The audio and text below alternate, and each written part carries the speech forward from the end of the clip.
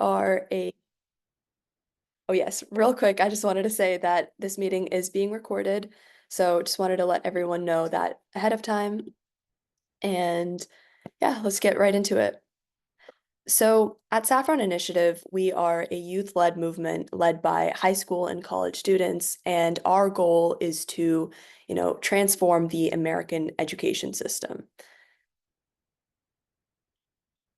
We do this through our bisectional model. So our goal is to bridge policy with reality.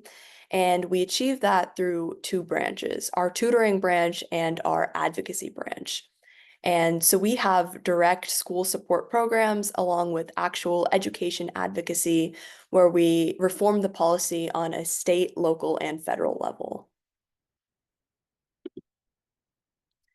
And at the end of the day, our core belief is that every student, regardless, deserves a right to high quality public education. And that's our goal at Saffron, is to both provide that and to really shape the policy and have that be something that's provided on a national level. And so our goal is to really, have our voices heard and nurtured and really to make sure that everyone has this equal opportunity. So diving right into that bisectional model, our first branch that we have is tutoring. And so our goal for tutoring is advocating for, K through 12 education justice across the nation. And this is really our first step in the bridging policy with reality aspect. And the way we do this is by working directly with Title I schools across the country. So we've worked with schools in Virginia, Maryland, and Louisiana in the past, currently working on forming partnerships in North Carolina as well. And in these Title I schools, we form these partnerships with them and we provide our flagship enrichment programs. So some of these include SASRP, which is the Saffron Advanced Student Referral Program, SPAP, which is the Saffron Proficiency and Achievement Program, and SSAPP, which is the Saffron Standardized Assessment Prep Program. And these programs are tailored to exactly what these Title I schools need for their students. And our goal is to, provide them with the quality education that these students deserve. Our advocacy branch, the goal is to amplify the youth voices as we are a youth-led organization in public education policy. And we take this from both on-the-ground advocacy on the local level to the steps of Congress. And we have a few slides in the upcoming slides that really, go into more detail on some of our impact. And the goal of our advocacy branch is really like looking at some of our partner schools, these Title I schools, and taking their concerns and actually bringing them to a more, standardized like local, state, or even national level. So taking them to the elected officials that serve them. Because we recognize that, while change starts at one school at a time, we really want to amplify our efforts as much as possible and really make these changes on a broader scale. And that's what we hope to do in our advocacy branch. So here's a slide that details some of the impact that we've had. We currently exist over 10 states. That includes both states of where our team members are in and states that we serve. We have 30 members currently on our team, 30 members and growing. And we work with 4 Title I schools currently. This is also a growing number. 7 tutoring programs. So on the previous slide, I mentioned our flagship programs, but we also have specialized programs as well, including scratch coding, creative writing, even introduction to public speaking and debate. We serve a total of 70 students, and this number is also growing very rapidly as well as we connect with more schools across the country. On the advocacy side, we have endorsed more than 10 political candidates on the local and state levels. In the past, we've partnered with 6 congressional offices, including Senator Bernie Sanders. We have been to 2 Capitol Hill conferences, and we've sent over 116,000 emails in Saffron-sponsored campaigns. And in our previous events, we were able to reach over 11 countries in our efforts. So that's just a little summary of some of the impact that we do at Saffron. And of course, this is just, the list that we have right now. We are a rapidly growing organization, and we hope to increase these numbers and add new metrics in the coming years. Um, Real quick, any questions?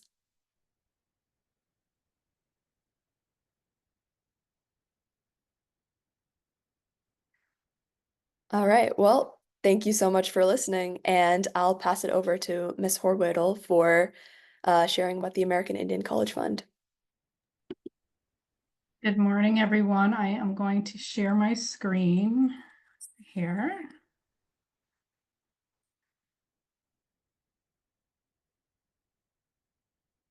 Can everyone see that? Yes, we can. Okay, great. So my name is Dina Horwedel, and I am with the American Indian College Fund. I'm the Senior Director of Communication. So with the American Indian College Fund, I'll share a little bit about what we do, and you'll see why we need a Senior Director of Communications. Excuse me. Why is this not moving? There we go. So we were established in 1989 by the American Indian Higher Education Consortium, which is our sister organization headquartered in Washington, D.C., that advocates for Native American higher education. As a 501c3, we can't do advocacy, political advocacy, that kind of thing. So our mission is to provide Native students with college access, and that includes financial access as well as success support programs to help students both get into college and then succeed once they're there. We also support 35 tribal colleges and universities that are located across the country. Most of them are located on or near Indian reservations to provide affordable access to a higher education. And then my role is to create public education programs and create greater awareness of both the programs that we promulgate, as well as the 35 TCUs that we serve. Those are tribal colleges and universities. And then also to increase general knowledge about American Indians and Alaska Natives that we serve. Our goal or our mission is to invest in Native students and tribal college education to transform lives and communities. This is just a brief slide about our impact last fiscal year. Our fiscal years start in July 1 of every year, this year 2024, and they end June 30th. So we break down our impact by the total amount of direct support, scholarship support, and when we say direct support, we also mean programs like internships, mentoring programs. We have emergency aid for students who might have to drop out if they have like a car emergency or something like that. Then we also support summer school students, because research has shown that students who go to summer school actually then continue on and enroll again in the fall. And our goal is graduation as well as access to higher education. And then we serve students, this is actually a typo, I'm sorry, 4,961 tribal nations. Now it's 496 tribal nations. There are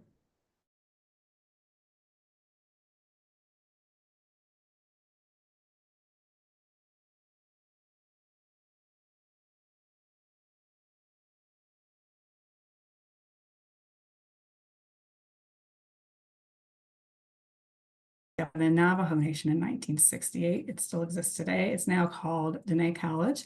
And the whole goal was to create a college near the reservation or on the reservation that would serve its citizens and educate its citizens to stay in their communities and help serve the community. What had happened in the past, and we'll get into it a little bit, you may have heard about the boarding school issue, and President Biden issued an apology for that in early November. Basically, what happened was through the federal government policy, Native children were taken from their families and they were educated, I say in boarding schools, but really they were trained to be domestic workers or farm workers, that kind of thing. So students didn't really get an education. And in fact, the whole boarding school era was designed to assimilate Native students and take their cultures and languages from them. So tribal colleges were a very revolutionary act. the Native nations said, we want to educate our children in our way. We want them to learn their languages, their spiritual traditions, their cultures. And we also want them to learn that alongside things like science, research, mathematics, etc. We need accountants, we need doctors in our communities. So that was the impetus for the creation of the tribal colleges. The first one, like I said, was Navajo Nation, and today there are over 30. We serve the accredited tribal colleges and universities, but there are many coming online, and as they go through their process of accreditation, once they are fully accredited for 2 years, then we serve them. Excuse me, I'm just getting over a cold, so I have a little scratchy. At the colleges, Native knowledge is taught, as well as I mentioned spirituality, and this is infused throughout the curriculum. So it's not separate, like you take a class on, like Navajo language. Navajo language is infused throughout all areas of the curriculum. And the tribal colleges promote academic achievement, self-esteem, and once again, cultural identity. I do want to say that it's a little difficult to explain, but the curriculum takes on an Indigenous worldview, and it's quite different from a Western way of thinking. And so that worldview is embedded in the curriculum as well. Basically, I guess the best way to say it is the curriculum is very cohort and community focused. I would say that in my experience, and I'm a non-Native person, I noticed the difference between Native and Western cultures in that it's collaborative. It's a culture in which everyone moves forward together. It is not competitive, like one person is succeeding at the expense of another person. And it is very focused on how people would help the community. And while they do that, people see where they fit within that community, and they see what their gifts are and how they can contribute back to the community. This is a map of the tribal colleges and universities that the American Indian College Fund served. There are 35, like I mentioned. They're mostly located in the center of the country, where in what we call Indian country, where there are many tribal lands, federal reservation systems, etc. Indian country is actually a legal term, and it pertains to federal Indian lands that are held in trust by the federal government for Native tribes. But also there are tribal colleges and universities that are not on Indian land, such as in Kansas and in other areas, excuse me, North Alaska, etc. So they are sprinkled throughout the country, but they are always located near tribal communities. So this is like just a little background for people that might not be familiar with Native American history, but basically colonization set the stage for dispossession of Native people from their lands. So there was a desire, of course, as everyone knows, for land and resources that spurred colonization of the United States. And as a result of that, today in curriculum, I know when I was growing up, we didn't really learn much about Native Americans. And there was a reason for that. False narratives were propagated, or Indians weren't talked about at all, because there was basically a desire to deny restitution to tribes for the taking of the land, etc. The Europeans and settlers wanted, they wanted to be able to trade. They wanted wealth for the monarchies back in Europe and the merchant classes. And then there was a wave of people that came to spread Christianity, or they were also coming to escape the, persecution from their own religious beliefs. And then, of course, as we saw, there was a big Western expansion. And as that happened, Native tribes were pushed further and further west. Oklahoma was established as Indian territory, so many Native tribes have lands now in Oklahoma, but there are also reservations, of course, all throughout the United States. What was here when when the colonists arrived, we don't talk about that a lot in our history books in K through 12, but there were hundreds of place-based cultures that were thriving economically, that were trading with each other, trading as far as South America up. Trade routes were going back and forth. There were highly established social systems, economic and governance systems. Our own Constitution is founded on the Iroquois system.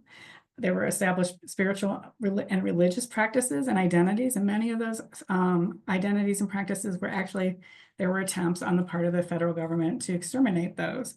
And in the 70s, we saw a renaissance of that thanks to the reversal of laws. There were people in various stages of social development, and then there was a highly ritualized system of education through many societies in terms of how people educated their young people to take part in their social systems. This is just a brief look at, of course, what Indian country was when the country was colonized in 1492 as compared to today. So you'll see where Indian lands are today as compared to then, which is a pretty stark difference. The first thing I wanted to talk about in regard to law, excuse me for a sec, was what we call the war and treaty making era. And so initially, the government's strategy to deal with tribes and to take the land was to declare war. Eventually, they realized that wasn't going to work. And so then we entered the treaty making era. And so the government, the federal government, which continues today, has treaties with the Indian tribes in exchange for land and other mineral wealth and other, timber, etc. The government basically said, we will make a treaty in exchange for this parcel of land. We will give you land on this reservation in perpetuity to be held in trust by the federal government. And that is how the reservation system came about. Those treaties exist today. Make no mistake about it. The federal government has actually broken many treaties, many times, most of them, if not all, in many different ways. But they do exist today, and Native people have a sovereign nations status. So only sovereign nations can make a treaty with our federal government. So they have a nation-to-nation agreement with the federal government. They are both citizens of the United States, and they are also citizens of their own nations. So this is just a little bit about the boarding school era that I mentioned earlier. After treaty making, or during treaty making, the education department was actually in the Department of War. So that tells you a little bit about the government's attitude toward young Native people. Basically, the idea was that they were going to assimilate Native peoples through education. And then that way they could, after assimilation, Native people and everybody else would be the same. They could take the land, it would be freely alienable, it could be bought, sold, etc. And that was their plan. So what they did was they established boarding schools. First, the federal government established boarding schools, and they sent agents to reservation areas, and they took children as young as 2 years old from their families and shipped them across the country to boarding schools like the one you see here. Eventually, the federal government actually outsourced a lot of the running of the schools, et cetera, to religious denominations. So like the Catholic Church, the Lutheran Church, et cetera. And that continued until 1969. Today, there are still boarding schools. They're privately owned. There is no federal government policy, but it's just like anybody can go to a boarding school in the East, et cetera. So it's quite different than it was then. And they're not, boarding schools are for everyone. They're not just for Native people. In 1887, the next plan for assimilation was what they called the Dawes Act. That's when the government said, we are going to break up the reservations. We need to, get to this land. It needs to be farmed and plowed, et cetera. And it was a way to destroy tribal communities. So the goal was, once again, to encourage Native people to be more individualistic and to own their own land. And only those who accepted a division of tribal lands could then become U.S. citizens. At this point, Native people were not yet United States citizens. And so this legislation in one act basically stripped 90 million acres of tribal land from Native peoples. Today, what that created is a system that they call checkerboarding. What that means is like a lot of reservation lands have lands that are held in trust by the government. communally also by the tribe. And then interspersed in these lands are individually held parcels. So what happens is, for example, and this might be too detailed for an introduction, but what happens with checkerboarding is, for example, you can't get a mortgage for a house that you want to buy on reservation land because that's held in trust by the federal government and it would never be your land. But you could get a mortgage on a piece of land that is held by an individual on a checkerboarded piece of land. And that was actually one way that the government, that the reservation system actually has contributed to the lack of ability of Native peoples to, accumulate wealth, because you just can't accumulate or appreciate your home if you don't own your home and you can't mortgage a home. So the 1950s, what we saw was what we call the termination and relocation era. So because because federal law basically governs relations with Indian nations, Congress at this point in time was actually terminating tribes, saying, there aren't enough people, there isn't enough population in this tribe for you to be a nation anymore. We are terminating your rights as tribes. And as a result of that, then they could take the land. That was a way to get to the land. Relocation came after or around the same time, where the government was also encouraging people to leave their tribal lands.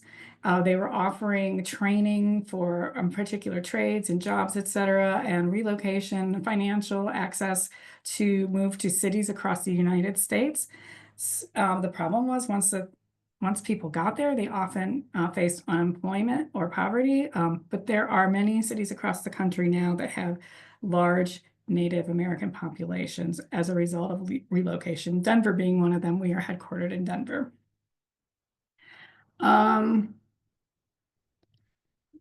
Then I just wanted to talk a little bit about the fact that despite all of these attempts, Native people are still here, and they're resilient, resourceful, brilliant people. They're working in their communities and outside of their communities in a variety of ways. Our Secretary of the Interior is Deb Haaland, and she is a member of the Laguna Pueblo from New Mexico. We have people in the Department of Justice. We have doctors, lawyers, we have teachers, we have all sorts of professional scientists, researchers, etc.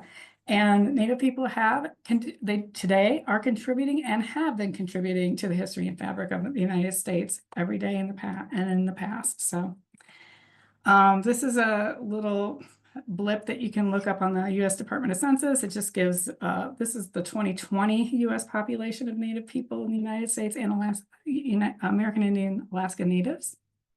2.9% of the total U.S. population. And with that, I'm just going to turn it over to one of our very bright scholars, and I'll let you introduce her. So thank you. I can stop sharing here. Thank you so much, Ms. Horweedel, for that. That was incredible. All right. I'm not sure how to stop sharing.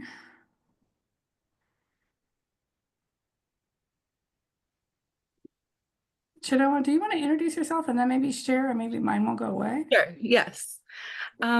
Yes, so introducing myself, I'm going to introduce myself the way we traditionally do in Oneida. I'm from the Oneida Nation. So Sagoli Sogwek, that's saying hello to everybody.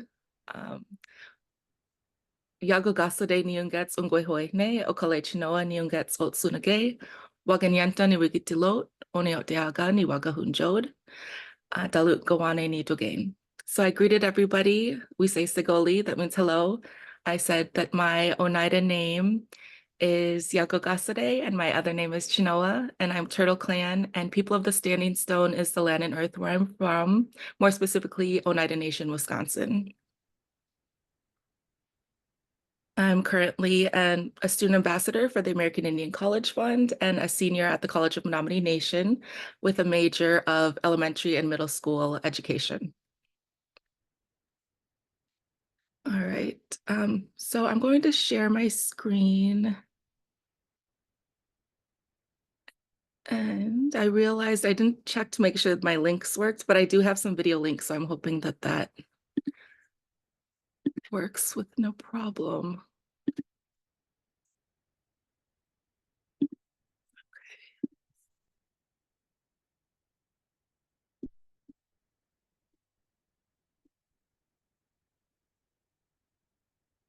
Okay, so today I'll be talking about my journey to educational healing. So just a little bit about myself. Everybody can see this, correct? Yes. Okay, perfect. I have two teenage daughters that really are my true inspiration in this world. My partner of 20 years, we've been together. Pictured are my mom and my dad, who are definitely my strongest supporters throughout my life. And also my brother is at the bottom with my new nephew. He's actually 2 now, so he's not quite a baby, but that was just my favorite picture of them together. And I love to travel. That's why I put the airplane here. And I do have a link, so I'm hoping that this works just a little bit. Like I said, I am Turtle Clan from Oneida Nation. The image that you see in the corner represents our 6 nations. We originally started with 5 nations. We were known as the people of the Longhouse, Haudenosaunee people, also known as Iroquois, the Iroquois Confederacy. But we have Mohawk, Oneida, Onondaga, Cayuga, Seneca, and last to be added was Tuscarora. So that's our 6 nations. I'm just going to share a little bit.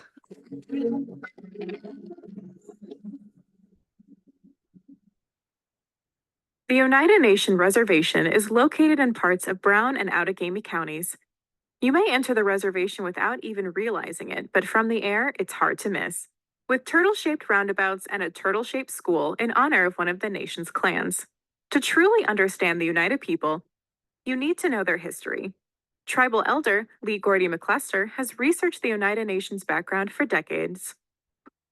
They think that the formation of what we call the Iroquois Confederacy, or the people of the Haudenosaunee, goes back about 1,100 years. The Oneida Nation originated in upstate New York, but European settlers eventually pushed them out of the area, effectively splitting the nation into 3 factions, one in New York, one in Canada, and one in Wisconsin. First, the French came in, and they would hunt and fish and get to trade. And then when they got what they wanted, they went back to France. But then came the English and began to occupy along the Atlantic border. Pretty soon, it was causing a tremendous conflict between the Indigenous and whites for just mere food. Wisconsinites can learn more about Oneida history, traditions, artifacts, language, and customs when they visit the Oneida Nation Museum in De Pere. The Oneida Nation Museum opened its doors in 1979, and we have grown now to over 8,000 artifacts within our permanent collection. Our mission here at the Oneida Nation Museum is to protect, maintain, and strengthen the history of our culture. And now you know you're Wisconsin. So that was really just a very brief explanation as to how our original homelands of New York, how we ended up here in Wisconsin, and our 3 communities of Canada, Wisconsin, and New York. And before I get started with my presentation, one of the most important aspects of our 6 Nation culture is having gratitude and giving thanks. And I just wanted to share this video with you because I think it's one of the most impactful things that has impacted my life in a positive way and given me really the strength to get through the education systems of before, to heal from that, and also giving me the strength to live a daily life and be thankful, because I think that's the way we really combat so much of the trauma that we've experienced.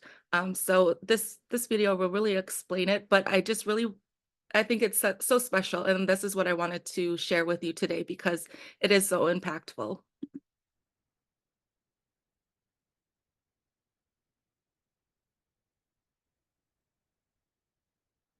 The Thanksgiving address is one of the most important parts of our culture that can be conveyed to the outside world. The Thanksgiving address is an address. It is not a prayer. We are actually, with our language, speaking to those parts of creation and thanking them, and then having the whole gathering send that Thanksgiving out to those parts of creation. It lays our relationship to the universe of how we're to behave and how to respect the universe we live in. It's a directive, and it's also a summation of cosmology. It tells us in the beginning to be respectful, to be thankful. And that's where the idea of Thanksgiving comes.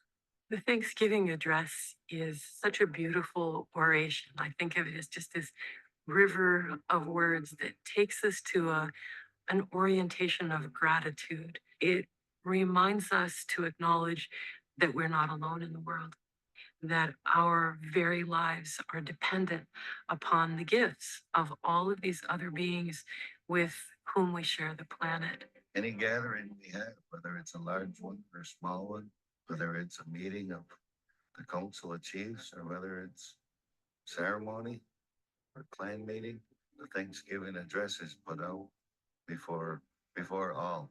One of the parts of it that I think is so powerful is that cadence that says, let us bring our minds together as one. I think we can think about the Thanksgiving address as an example of native science. In a way, it is a listing of all of the elements of the ecosystem. Start with the Ganohanyu, we call the, Thanksgiving address. I had the guy with the words before all else. You give thanks for the people around you, that we're all here, and we're healthy, we're able to be here. And you give thanks for the Mother Earth, all the things that she provides for us. And then we go into the things that the Creator has set down here for us. You're thankful for water, for the corn and all the vegetation, the trees, the sun, we call it our older brother, the moon. To the animals running about, the berries, birds. And kindly and respectfully, we put our minds together as one and give a great gratitude. So we talk about the soft winds that bring the season. We talk about the thundering beings, thundering voices. We call them grandfathers. We call the winds our grandfathers. Personify them. Respect them. I love them. And so we continue on in that model of Thanksgiving in our ceremonies throughout the year. Well, those ceremonies are part of the acknowledgement. It all relates to the Thanksgiving address. It all relates to the work that the Creator has put into Mother Earth. Because we're dependent on everything. That's why we keep our ceremonies going, to say thank you for the gifts of life every day. It takes you to that place of Thanksgiving, and everyone has that place where you're feeling that feeling of being grateful for what you have. It's a renewal. It's a continuation. Great authority. Great instruction. Good values. So when we talk about Indigenous education, this is Indigenous education. This is how we honor Indigenous education each day in our lives. And I thought today would be special if we could do this together and have all our minds be one. I'm going to do a very simplified version of the Thanksgiving address, but typically, depending on the speaker's level of language abilities, the Thanksgiving address could go on for hours because it is our connection to the land and to the natural world.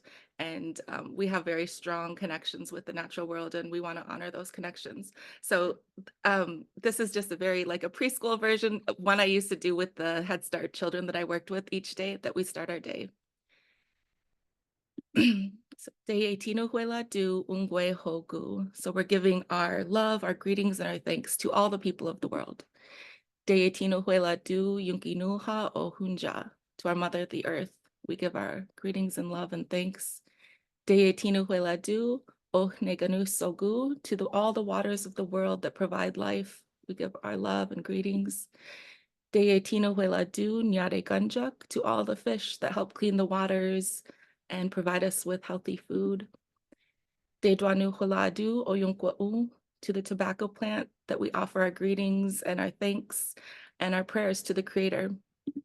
De Duanu Huela Du Gatnyo Hundesa Awahit, to the short plant strawberry that is a traditional medicine that we believe came down from the sky world. Both the tobacco and the strawberry, we believe actually were a part of our creation story. So they're very important for us. De Tino Huela Du Asanate Gunda Nundel, to the three sisters who provide us the sustenance that we need, which are corn, bean, and squash. De Tino Huela Du Onegli Su, to the grasses that are a blanket for our Mother the Earth.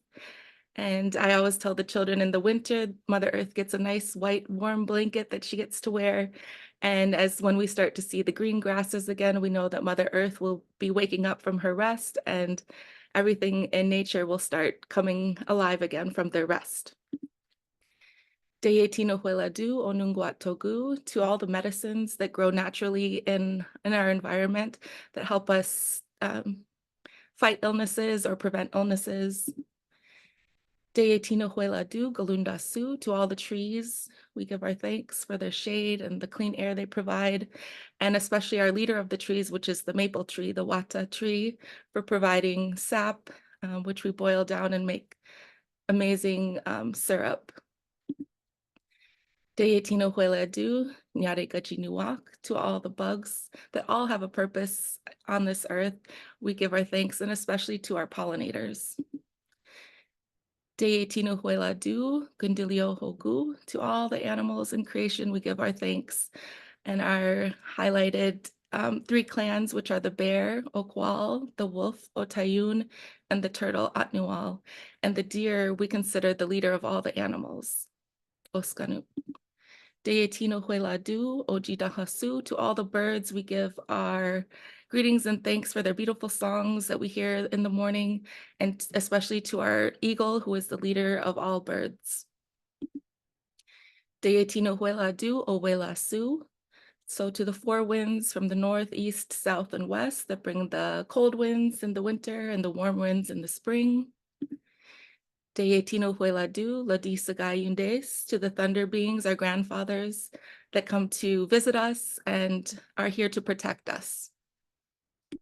Deye Tino Huela Du Yunki Suta Awe Nital, to our grandmother the moon, who shines brightly and gives us light in the night sky.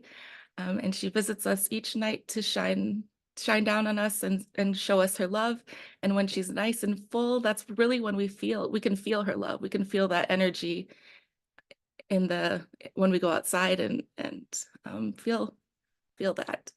Deye Tehetwanu Huela Du Sungwat Jiha We Nidal, to our elder brother the sun, who provides life, warmth, and life for everything in creation. Deye Tino Huela Du Yoji Stogwal, to all the stars in the sky that help the grandmother moon shine at night. Deye Tino Huela Du Gaeni Hananguedak, to our four messengers who help lead us on good paths in our life and always have good messages for us.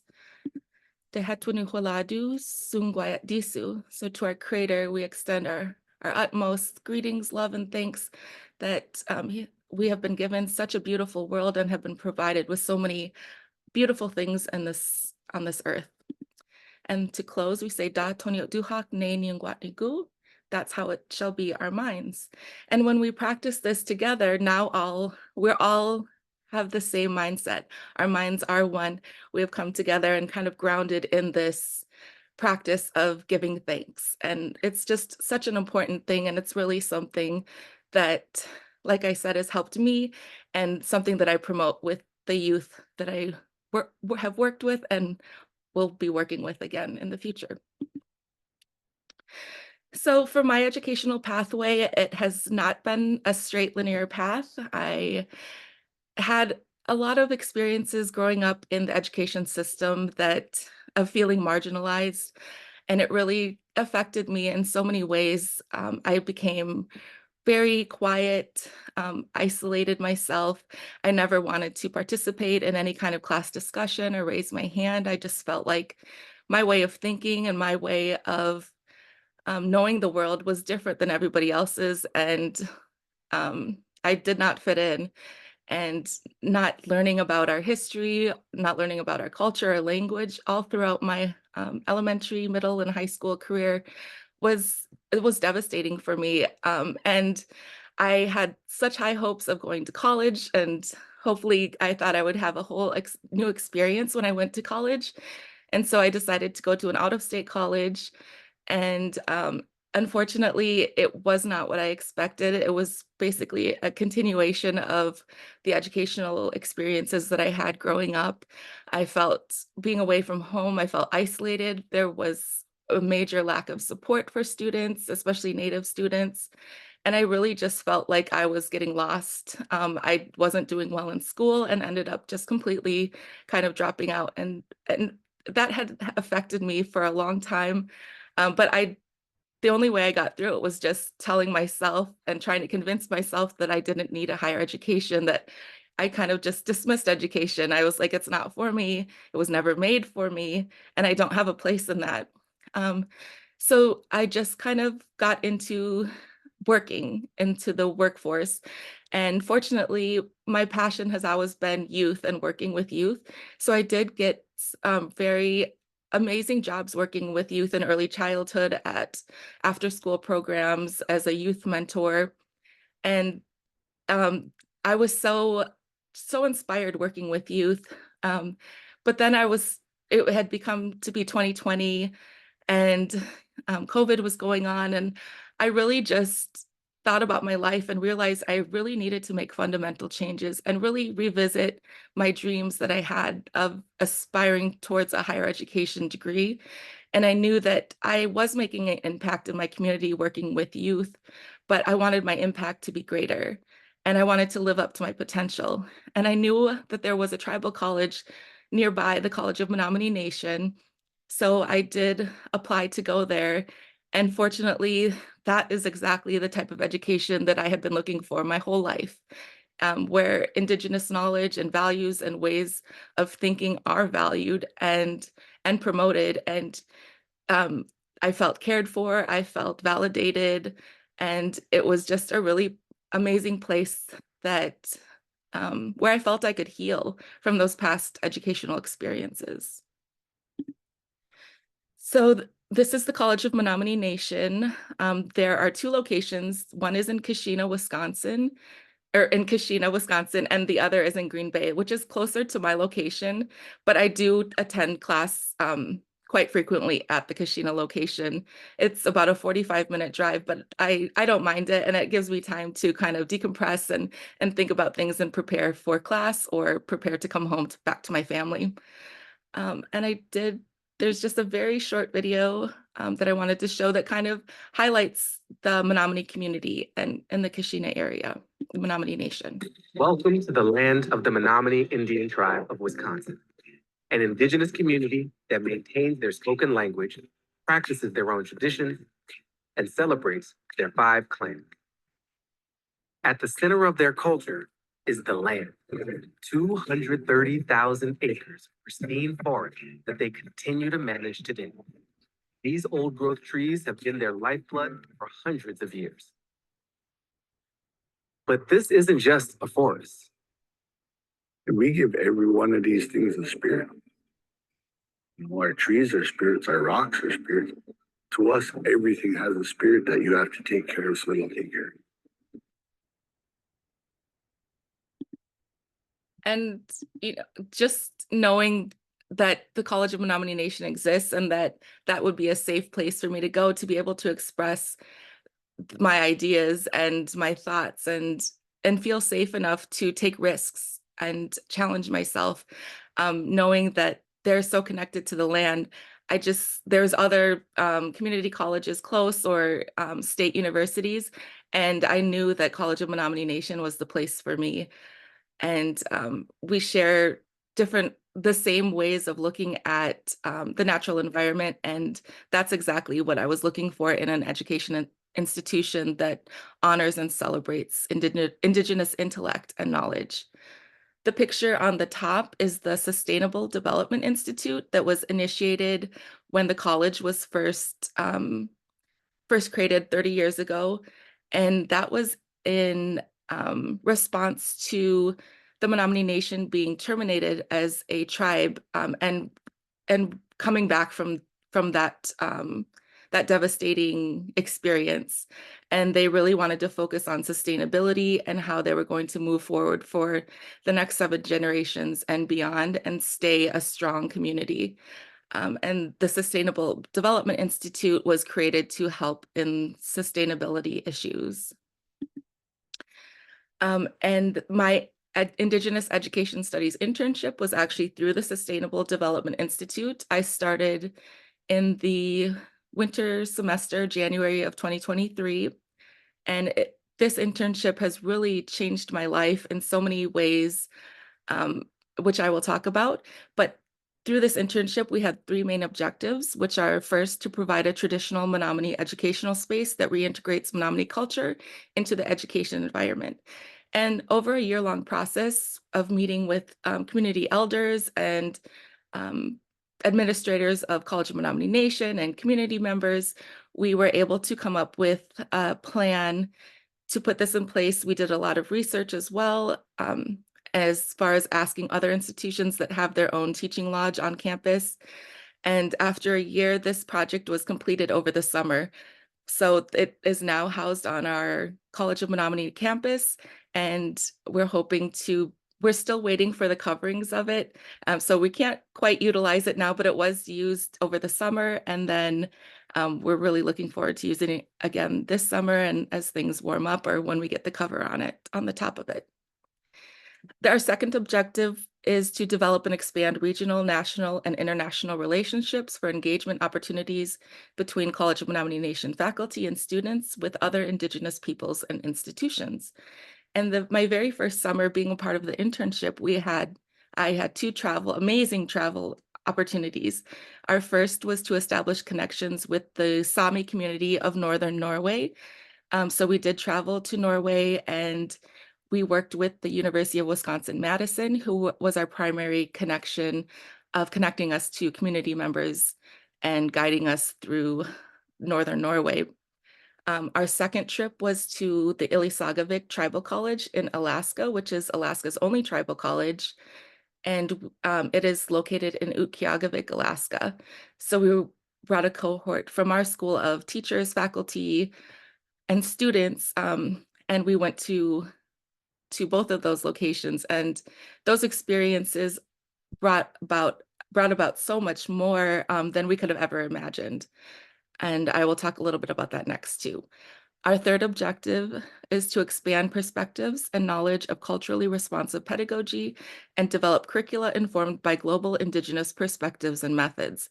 So really all our objectives are intertwined with each other, but it was these trips that were really the inspiration for the curricula that we have developed. And I just want to share on this map, we often think that the water is what separates us as Indigenous people, and that is what's separating us from getting to know each other or being able to connect with one another. But it's really, with an Indigenous perspective, water is really what connects us as people. And it always has. And now we're able to fly in the air, so the air is also connecting us as well. But it's those natural environments that are continually connecting us to one another as human beings. So these were some of the pictures from my trip I just wanted to put up there. After these trips, we do a community report out for our internship. And so I had to do I was only given a 5-minute presentation, and I had to somehow figure out how I was going to relay these experiences and process everything that I had experienced with these 2 amazing travel trips. And I had no idea how to do that. And I just kept wondering, how am I going to be able to share everything I learned in an academic format and that would be meaningful and impactful for the community? And I just continued to keep thinking about the Menominee theoretical model of sustainability, which is something that we are taught in higher education classes at College of Menominee Nation and also through our internship at the Sustainable Development Institute. It's one of the things that is used to orientate us to our internships and kind of ground us within there. So with this model, it is 6 dimensions: land and sovereignty, natural environment, institutions, technology, economics, human perception, activity, and behavior. And each of those dimensions is surrounded by the core cultural concept of autochthony, which means being from the land. And this model of sustainability is different than a typical model, which usually has 3 dimensions of economy, social, and environmental. So this brings in so much more knowledge and so much more dimensions and concepts to think about when you think about sustainability. And what I did for my presentation was each experience and everything I learned, I was able to apply it to land and sovereignty, to one of the dimensions, to institutions like the schools that we visited, technology, traditional tools that we saw being used that had been used for thousands of years. So using this as a framework to be able to explain my experiences in an academic way was really changing this model from being a theoretic model to being a practical application of integrating Indigenous knowledge with academic understanding and investigation of culture and communities, human environmental relationships, and systems of interconnectedness. And this model has really, it's another form of Indigenous intellect and knowledge that is being promoted at our school. And it has really been the catalyst for the curriculum that we decided to develop, because after these trips, we wanted to have a deliverable, something we could take back to the community and through a curriculum format, help our community to better understand what the Menominee theoretical model of sustainability is, and also know how they can apply it within their life. So with that, we were able to develop curriculum throughout the last couple of years. Over the summer, there was a summer intern, Rose, who created a children's book, which is on the top left, based on the teachings of the Building the Teaching Lodge. And she also used Menominee words in that. And that is, along with the book next to it, I did one on Thanksgiving address that we had kind of talked about earlier, like an early childhood book relating it to colors. And every teacher education student at our school creates a book, a culturally responsive book that is posted on our website, the Sacred Little Ones. So these resources are available to other educators or people interested. I also worked on creating a web quest, which is like a program that a teacher can use in their classroom without directly having to lecture their students or provide any information on their own. It's all the students at their directive. And it was for grades 3 through 5, and really just introducing the concept of the Menominee theoretical model of sustainability and each dimension, including autochthony, and how, because they can be very complex issues, especially talking about sustainability. So bringing those issues and those concepts in a format that grades 3 through 5 can use and be able to start understanding those concepts and knowing how this model applies to their life and how they can be work towards sustainability within their community, even at a young age. Typically, the MTMS model has been used in only higher education. So because we're teacher education students, we're always looking for how we can bring that into our classroom. So we're excited about that. The picture you see on the right is my co-intern that we worked really closely on creating a presentation about this work and creating it into a curriculum guide and framework that can be used through K through 12 plus. And we presented our presentation at the College of Menominee Nation Board of Directors meeting. I also presented 2 times at Falcon in 2023 and 2024, which is a conference for land grant institutions, which tribal colleges are part of. I also presented at the Global Studies Symposium in Miami last February. And Kelsey and I presented at the AHEC Student Conference in 2024, and we participated in the inaugural USAID International Development Challenge and pitched our idea of that this guide is something that will increase the interest of students, Native students, Indigenous students in being in international development and thinking broader and globally on that scale. So we ended up getting second place in that competition, and we're so excited. And it really just validated that the work we're doing can be impactful and it will be impactful. So we continued working on that. Kelsey presented at Northwestern University, and we also did a couple community report outs here in Kashina at the College of Menominee Nation. But this was our final guidebook that was in print. We printed, I think, only 50 copies because we just wanted to see what people thought of it. And it was a long process of working within each dimension. And this is what the guidebook looks like. Not in printed format, but so we go through the table of contents, an overview of the curriculum guide and framework.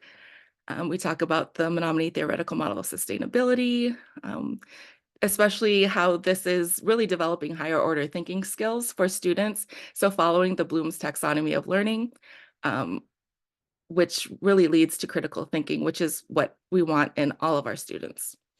And we have our desired outcomes, and then we go through each of the dimensions. We talk about what it means, and then we have a list of questions that can be used within the classroom or for the teacher to pose as a research component. But we worked a lot on those questions throughout the summer, and we had interviews with like at our school, we have faculty that have worked with the model. So we interviewed them.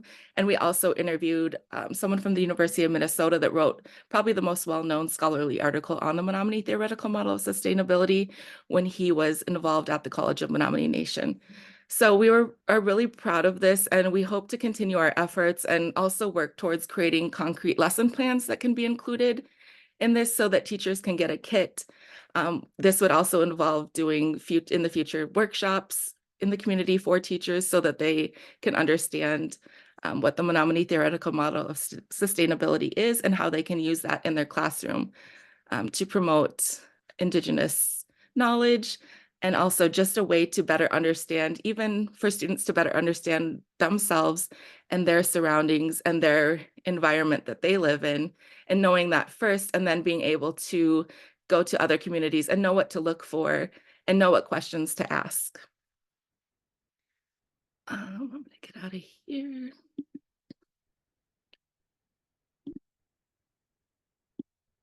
So another part of our internship was initiating a round dance, which was really a student-initiated community event. It was just going to be a small event held at our cultural center, but the more people we got involved, we just wanted to create a big event for the whole community.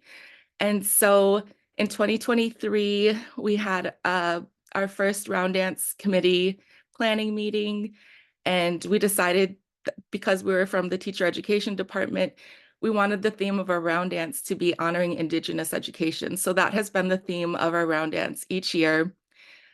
Our first year, we had teachings of making ribbon skirts for the community and for teacher education students. The picture on the top is actually my daughter. That was her learning how to make her first ribbon skirt, and she wears it so proud. She's so proud that she created that ribbon skirt, and I was so proud of her as well. But for many of us, we were able to bring our children. They were able to learn right along with us. And for many of us, it was our very first time with a sewing machine or connecting again to making these traditional and cultural clothing. So it was really just an amazing experience. They also had hand drum making classes for adults and their youth as well. And our first year, we weren't sure how many people we were gonna get. It was very grassroots. All of our publicity was just on social media. and we ended up getting over 500 attendees. And our next year in 2024, we had about 650 attendees for the community. But it was really just a very a healthy event for the community that brought everybody together to sing and dance. And when you're dancing in the round dance, really the meaning is for healing.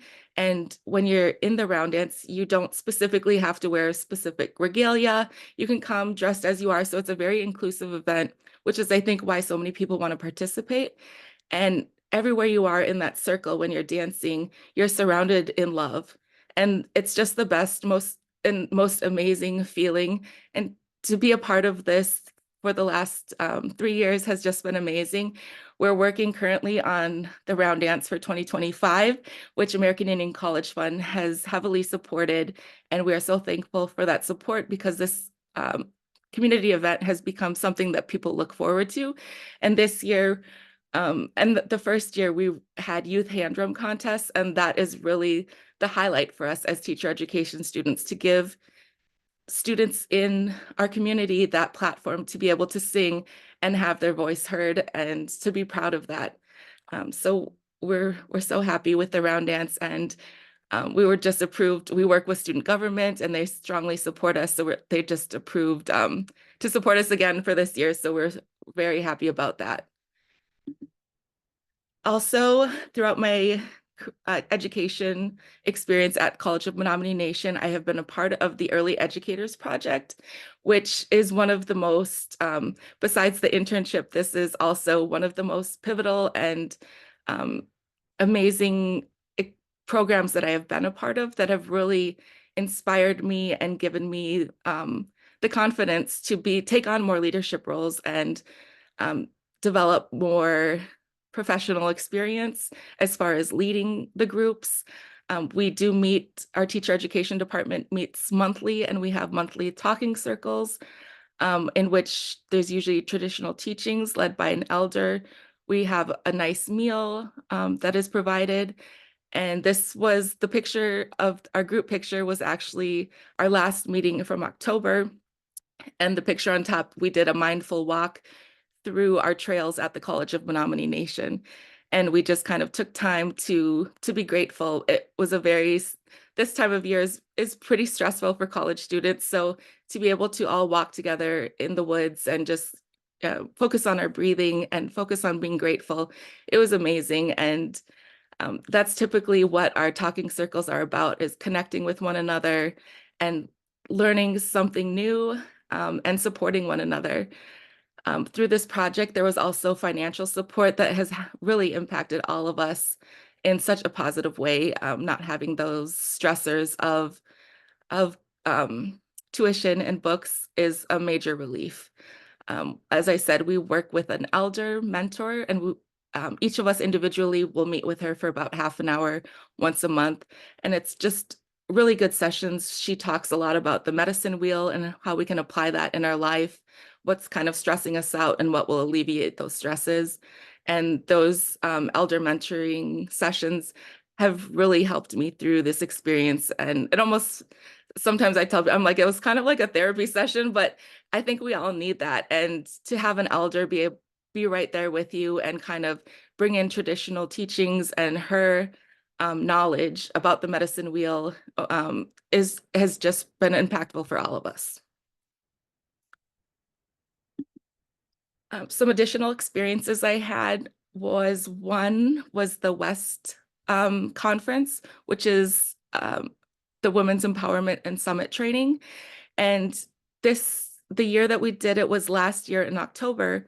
And from our travel experiences to Norway and to Alaska, we had women from those two locations come and be a part of this conference and be a part of the panel, because the theme was about empowering women on a global scale internationally. And we had some very special guests that somehow, through the ripples of good news, heard about this conference going on, that I was a part of the planning committee through the Sustainable Development Institute. And we had some special guests that showed up, which were Dr. Jill Biden and Secretary of the Interior, Deb Haaland, her assistant, and also to the right is the president of the Menominee Nation, President Kakak. So it was, I mean, to be a part of a planning committee focused around women and honoring Indigenous women and uplifting women all together, to be able to have the inspirational words of Dr. Jill Biden and Deb Haaland, it was just an amazing experience and one that I will never forget. Last year, somehow I decided I had the motto that I was just going to say yes to all these opportunities and experiences, because so often I say no. So there was the opportunity to be a part of the College of Menominee Nation Rocket Club, which the last few years has been all teacher education students.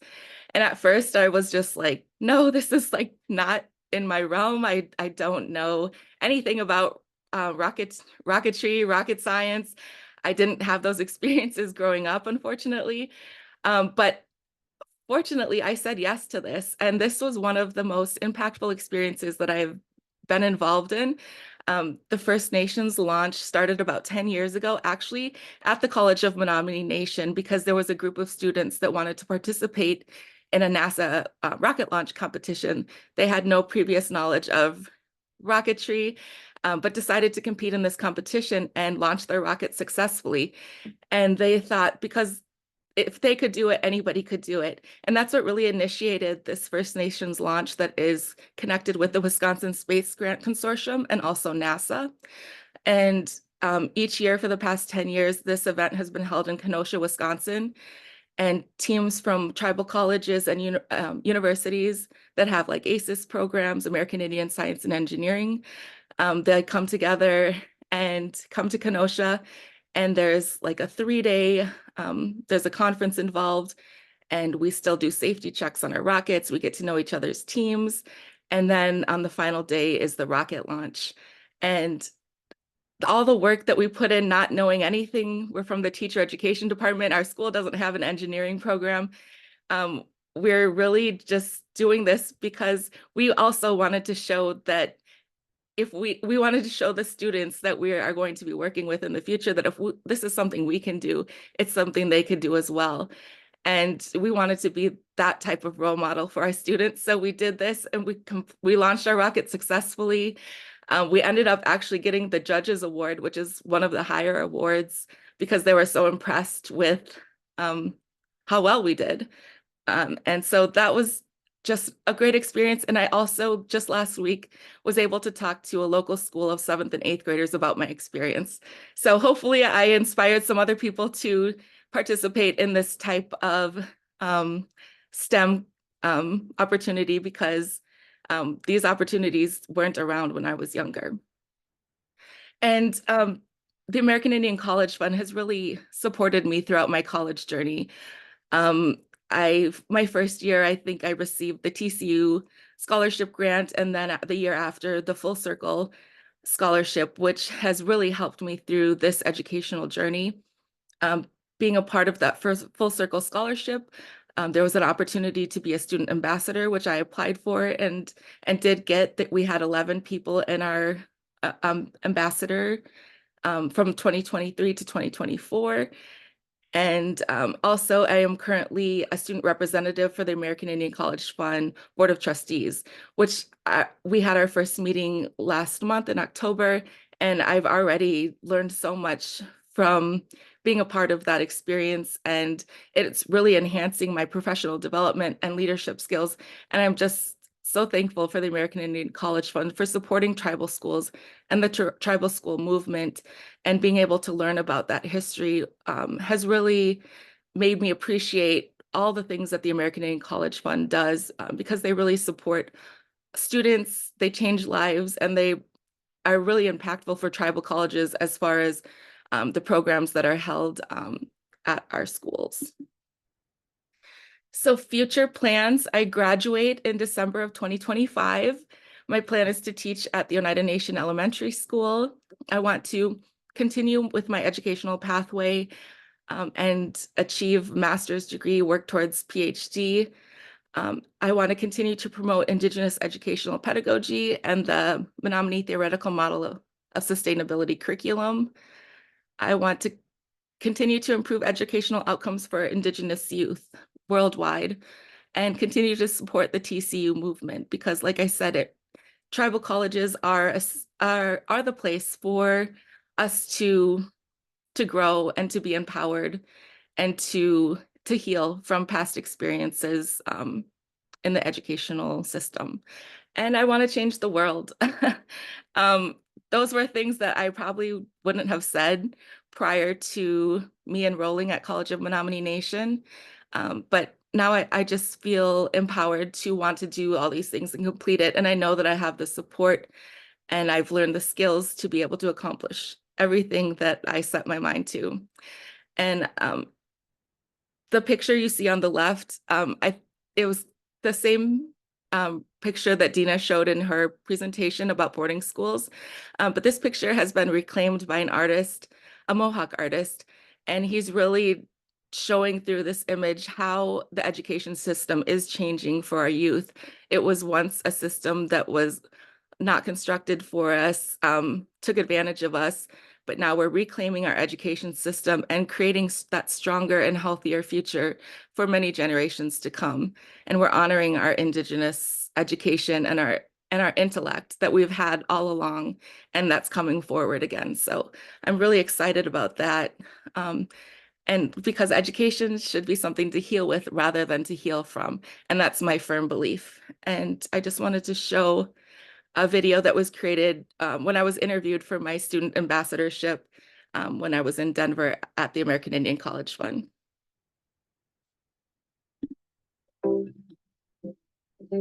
Education is something to heal with rather than to heal from.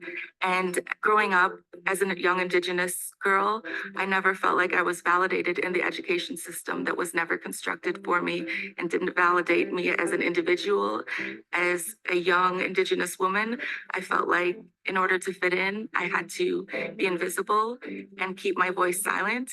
And I want to reconstruct and redefine an education system that honors our youth so that they do have a voice and that they do have a strong sense of self-identity and pride. And that will carry on into future generations to create a healthier and stronger future. I needed to go to school myself to be that role model, not only for my daughters, but for the other children in the community that look up to me as their teacher.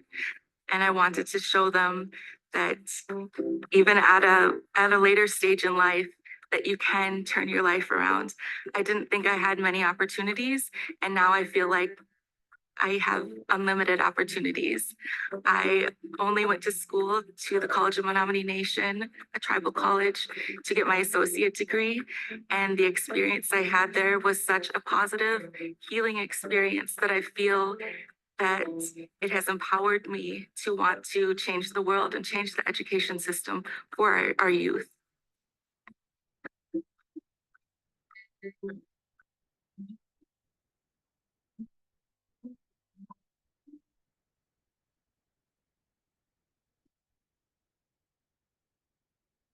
And with that, I close. I did leave a QR code if anyone is interested in my contact information, but I just want to say Yawanko, thank you.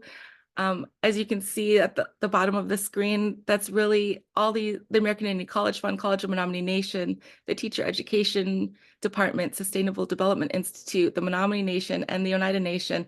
Those have been my supporters to get me this far in just a matter of since 2020. And I've just come so far, and I'm so proud and so thankful for the support that I've gotten from these nations and institutions. And with that, I conclude. Thank you so much, Chenoa, for that. It was truly, truly inspiring for me, and I know I can speak for everyone here. Thank you for sharing your experiences. I really learned a lot, and again, it was very inspiring. So with that, I would like to turn it over to the other Saphron representatives so we can move into a short, maybe 15 to 20-minute Q&A session, if that would be okay. And let me go ahead and just share my screen again. Again, if anyone in the audience has any questions, feel free to drop them in the chat. Otherwise, we will go through some of the questions that we've prepared and received ahead of time. All right. All right, thank you so much again, Chano, for your presentation. It was truly insightful. So we have a question from Sienna in North Dakota. Have there been areas in the United States where educational justice for Native students has been lacking? And if so, how can we help change that and give these students proper representation and justice in education? I feel like most, other than tribal schools that are on reservations, most of our mainstream education is really lacking in including and validating Indigenous knowledge within the education system. And that really does affect students when they're not learning about their history.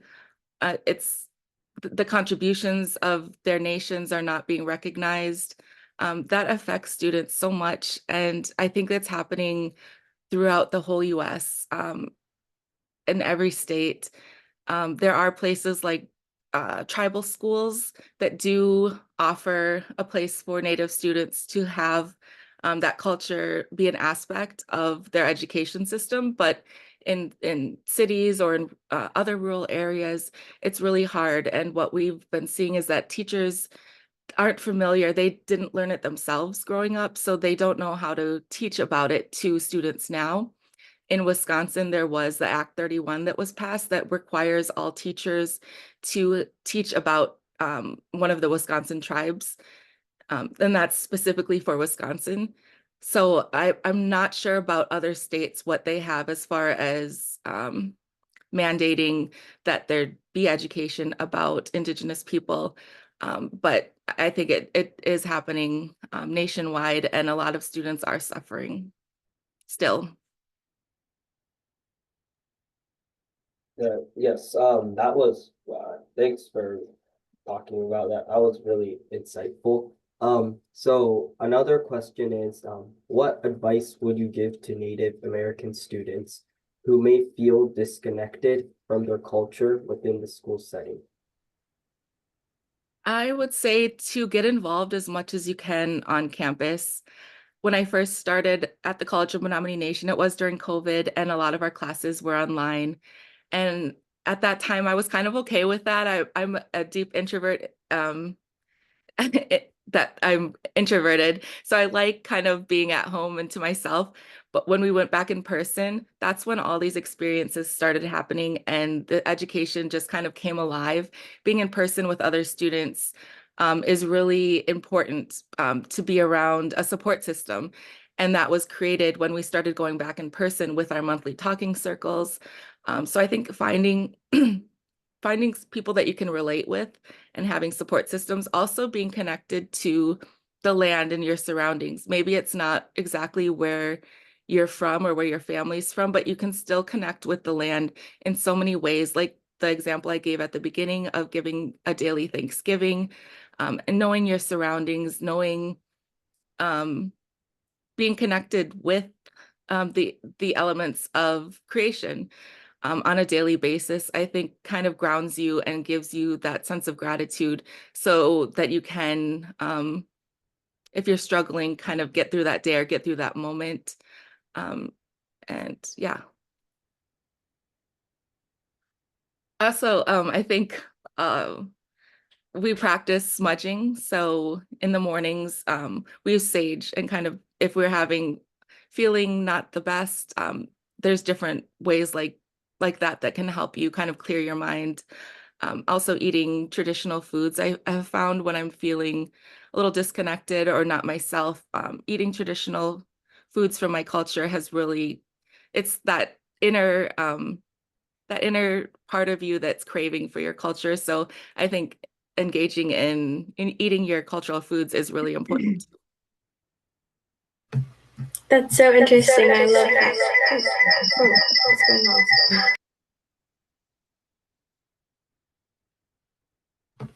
All right, sorry, I don't know what that was. Can you hear me twice? Or is it just me? It's kind of echoing. Okay. I don't know why. I can still hear you though. So okay.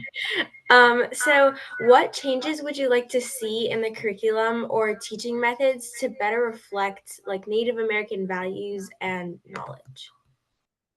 I think having like interdisciplinary inclusion of Indigenous knowledge is important. And we've come to a place in our history where there is no reason that we're not doing that, that it is not included in every aspect of our learning. I think too often Indigenous knowledge is overlooked or not seen as intellectual when it really is. We had just a really important conversation about Western science versus traditional knowledge in a discussion about if rocks had life, because we were talking about a planning unit for living versus non-living. And Indigenous knowledge or native knowledge, we view rocks as alive and as life. But according to the Western science, they consider rocks as non-living. So that's hard when you're trying to teach and have students know that their culture, but then if that were to be on a standardized test, the student would get that wrong. So there are so many biases that exist that we have to work on alleviating for students that do honor their traditional intellect and know things the way that they were brought up, the way they see things. And that isn't always validated in our Western education. So those are some of the things I would like to see.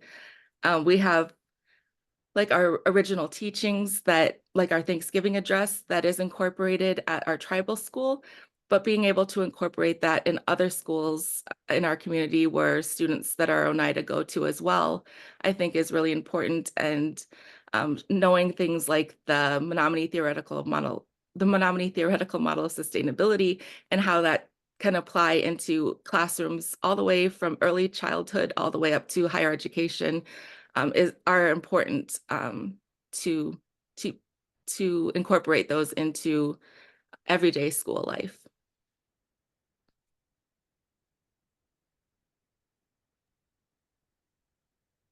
Okay, thank you. And another question is, as we celebrate Native American Heritage Month, what message would you like to share with educators and students about honoring Native American cultures in education? I guess we'd say it's it's nice to have like our Native American Heritage Month, but it's really something that we want to honor throughout the whole entire year, not just that month. And I think that's what happens a lot in the school system is that we focus on certain cultures monthly, but they should be continually involved each month as a part of our as a part of who we honor as the human race. I also would want people to know that the efforts of today are really changing the trajectory of our future.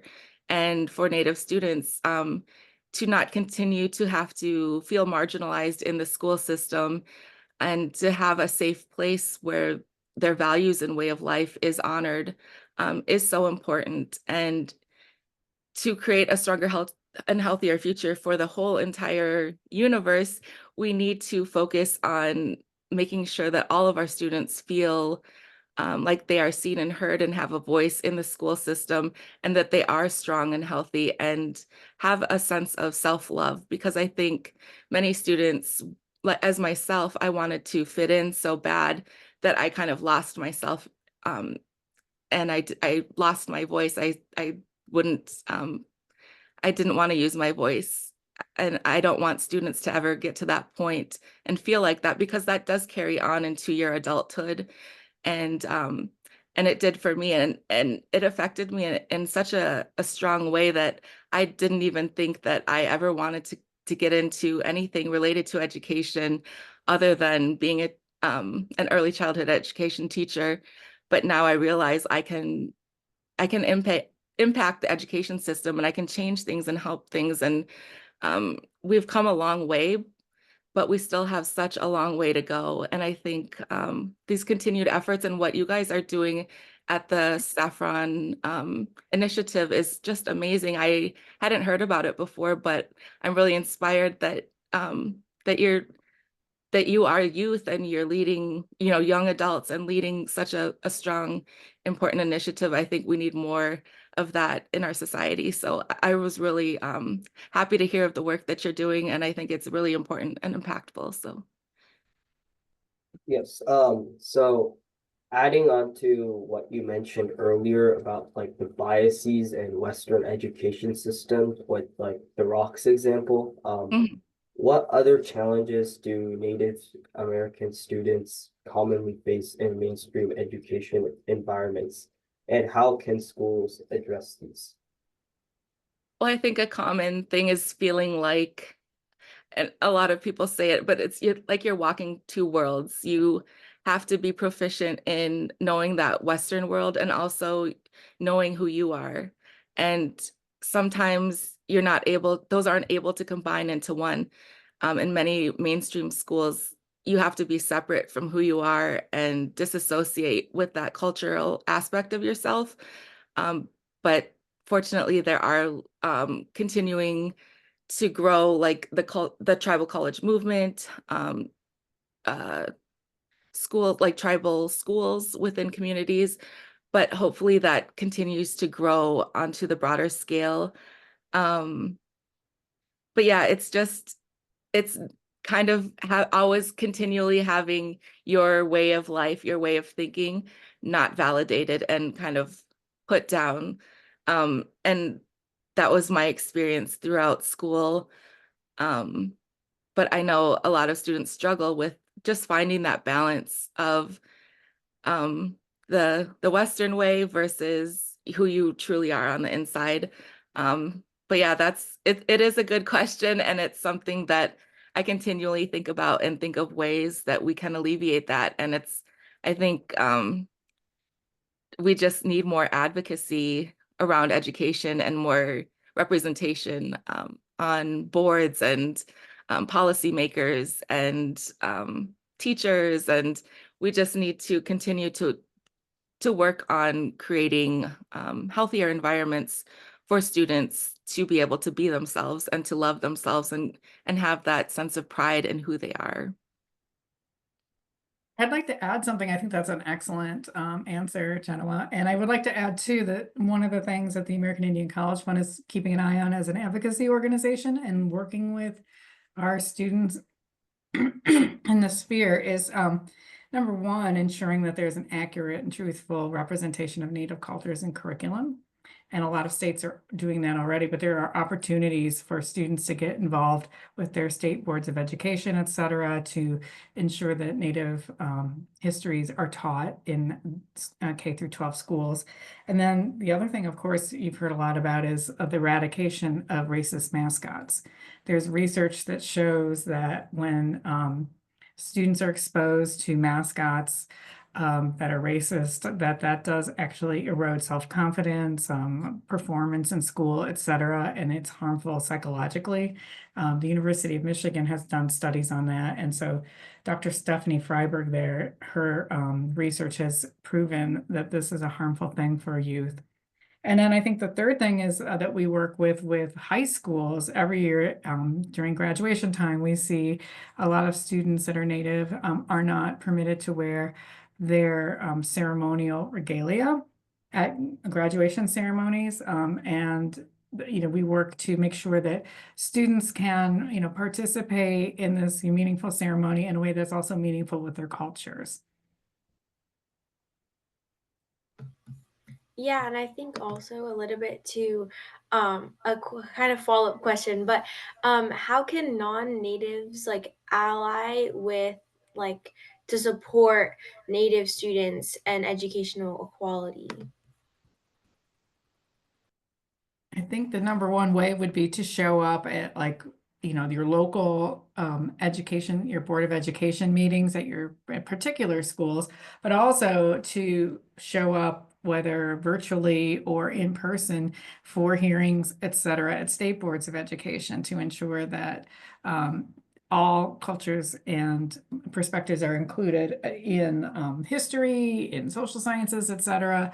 But that meaningful, I don't want to say meaningful, the accurate histories are portrayed in curriculum as well. As you all know, that there is a big push now to kind of contra what we saw just in the past 5 years. We saw a lot of a push for diversity, equity, and inclusion in the classrooms, and now we're seeing the counterbalance to that pushing back. And so we want to make sure that Native peoples are accurately and respectfully represented in histories.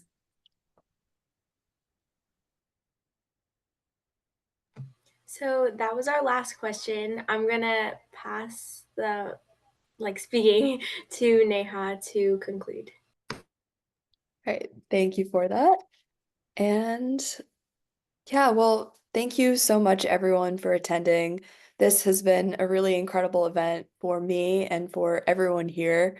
I personally learned so much about Native American culture and about Chenoa's experiences and education. And I think I learned a lot of really important lessons that I think are, it's good to keep in mind for moving forward in the future. I'm currently a senior in high school, so I'll be moving to college next year. And I feel like this event has really shaped, my views on education and on culture. And I hope these will carry me through my educational journey in college and throughout my life. But again, thank you all so much for coming. And if you have any further questions, feel free to reach out to me or to Ms. Mahor-Whittle or to Chenoa. I've attached everyone's emails over here. But if not, it is 11:38 currently. We did run a little bit overtime, but that's okay. And yeah, thank you guys so much for coming. Thank you for having us. Thank you very much.